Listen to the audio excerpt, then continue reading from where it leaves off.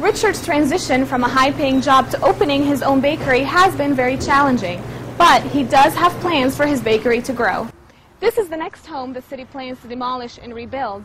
Neighbors say this is a good change for their community. Now that the remains have been identified, police can start investigating exactly what happened to Lisa Mowry on I-75. Bait shop owners have already had a rough winter season, but this oil spill could make things even worse.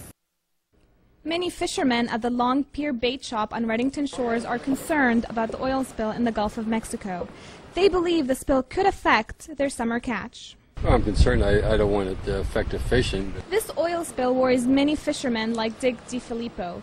He is worried about commercial and local fishing, especially about his son-in-law.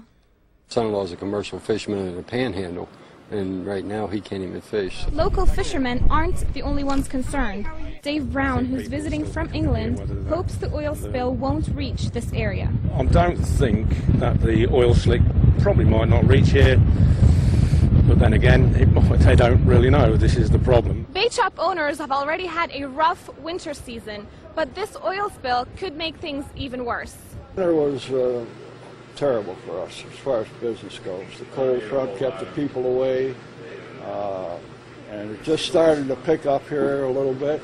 Beach Bob, as he's known to the locals, also thinks this will affect tourist trade, which is what drives his business. Sure, if it comes on shore here, that we're going to be in big trouble as far as the business goes, as far as our ecology goes. We're really worried about it.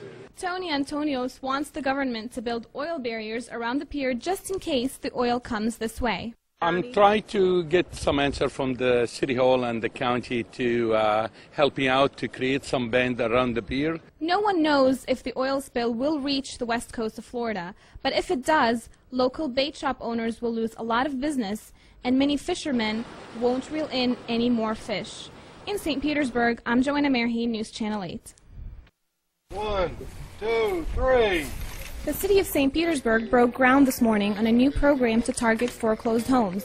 The city received $9 million in stimulus funds from the Neighborhood Stabilization Program to renovate or rebuild the homes. We can purchase these foreclosed properties, rehab them, turn them over for sale at an affordable rate and good financing. That will help everyone and help us recover our property values. Qualifying homeowners can get a better deal on financing these properties through the program instead of buying one off the open market.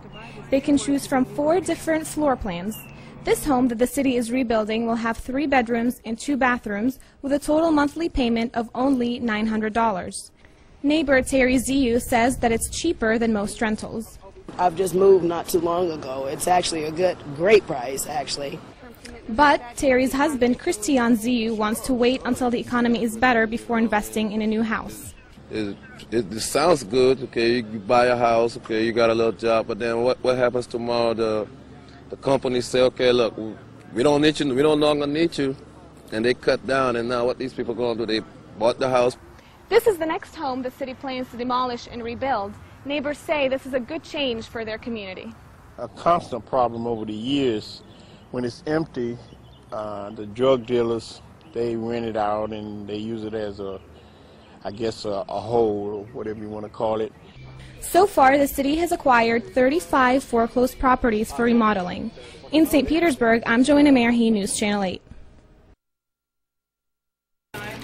Going from selling software to selling pastries has been a difficult transition for Marine veteran Richard Kenichi. He just opened his own bakery with the help of Chef Michael Ostrander. How it came to be, real briefly, is about a year and a half ago, Chef Michael did the groom's cake for my wedding to my wife Caroline. That's how our families met. Kenichi says that he was doing fine when him and Chef Ostrander met in 2008. But when the economy tanked, so did his job. In sales, I was well below quota, and nearing the end of the line with the fiscal year, I knew it was going to be the end for me. Chef Ostrander also faced difficulties moving his St. Pete bakery to one in Trinity. They became partners and moved into Sweet Caroline's, which allowed them to have a storefront too. We're a team where most people think he's my son that come in here, which I find very comical. However, he's a very intelligent young man in which I absolutely need in an area of necessity. Kenichi was an infantry officer. He spent 3 years in Iraq and some time in Afghanistan. And according to him, this is a different kind of uncertainty. You know what's going to happen tomorrow. You don't know what's around the next corner. Richard's transition from a high-paying job to opening his own bakery has been very challenging, but he does have plans for his bakery to grow. And the plan is for me to bring on people who can run the front of the house here, and I'll start learning under Chef Michael and working with him because you know, he's doesn't plan on baking forever. Sweet Caroline's opened in November 2009, just a week before Thanksgiving. 3 months later, their thanks has given way to hope that their business will keep growing, and that will be the icing on the cake. In Palm Harbor, I'm Joanna Merhi, News Channel 8. Police have finally identified a girl who's been missing for 6 years. A truck driver found the remains. Investigators say they belong to Lisa Mowry, 18, who disappeared in February 2004.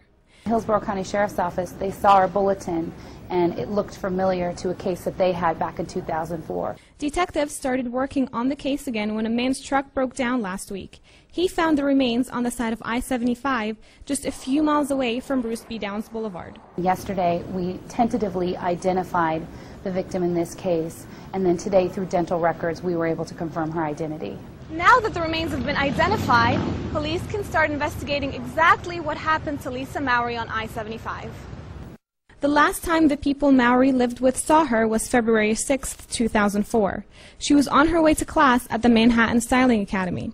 A medical examiner and USF anthropologists have spent the last week piecing everything together and analyzing the remains. Right now it is our investigation, but working together we will be able to solve it, hopefully, and provide some closure for this family.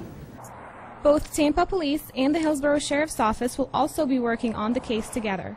Mowry's identity and body may have been identified, but discovering how she died remains the bigger question. In Tampa, Joanna Merhi, News Channel 8.